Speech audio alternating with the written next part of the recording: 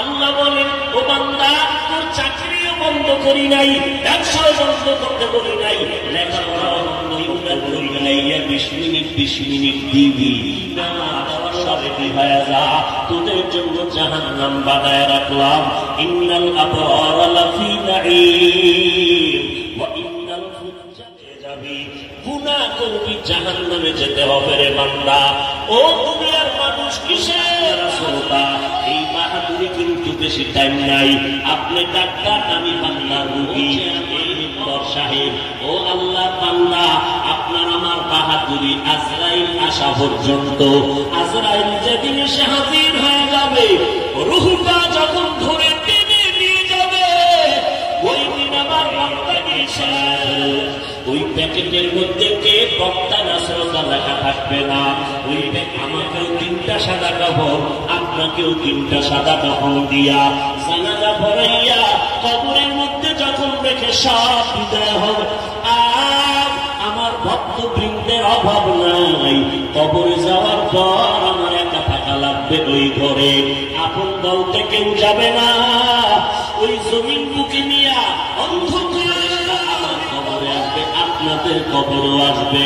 প্রশ্ন করবে মাত্র 3টা, তুমি কোন দলের নেতা, তুমি কোন পীর সাহেবের মুরিদ, কয় টাকার মালিক, কত বড় এলেমওয়ালা, তুমি বলো নাকি?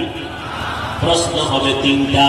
আমাকেও যেই প্রশ্ন, আপনাদেরকে একই প্রশ্ন, হিন্দুদেরকে যেই প্রশ্ন, মুসলমানেরও সেই প্রশ্ন 3টা। রবের পরিচয় দাও, ধর্মের পরিচয় দাও, রাহমাতুল লিল আলামিনের পরিচয় দাও। মদিনার নবী বলেন, এই 3টা প্রশ্নের জবাব যারা দিতে পারবে, রাউযাতুম মিন রিয়াজিল জান্নাহ, তাদের কবর হয়ে যাবে। আর যারা জবাব দিতে পারবে না, তাদের কবর হবে হুফরাতুম মিন হুফারিন নার।